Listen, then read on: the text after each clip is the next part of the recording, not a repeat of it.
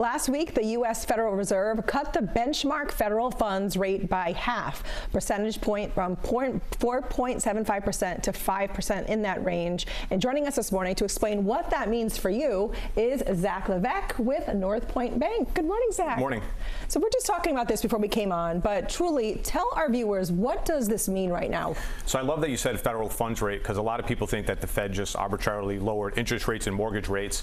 When the Fed lowers rates, it's usually to combat something. So inflation has been a problem over the last 4 years. Right. This rate cut that happened last week, which was 50 basis points, was the first rate cut from the Fed in over 4 years since 2020. So it's really a sign that the Fed feels like inflation is under control. Okay. There's so many benefits for consumers, whether it's buying a car, credit card rates, and also mortgage rates. But it's important to note that just because the Federal Reserve lowers the benchmark rate, it doesn't mean that mortgage rates come down along with car rates right away. The impact is felt over time. Okay, tell me this, like, why do the Feds cut rates?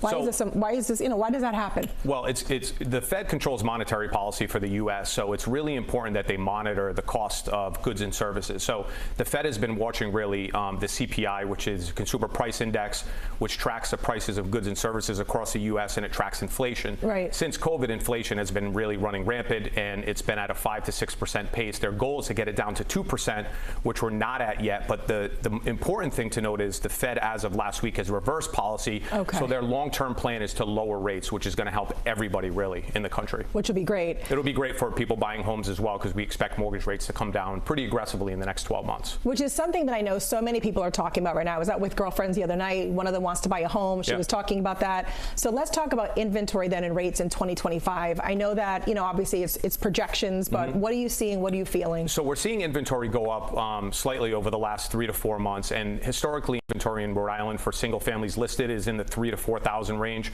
We've been hovering under 1,000 for almost 2 years.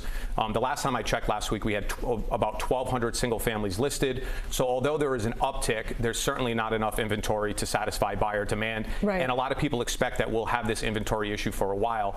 As rates continue to go down, which we expect, and get closer to the current interest rates people have on their homes, it does kind of maybe help them want to list their homes. So we might see more inventory come. But as rates go down, borrowing costs go down, mortgage payments go down, so more buyers come out of the market. So we expect in the short term an increased competitive market for buyers. So it's definitely still a seller's market. Definitely still a seller's market right now.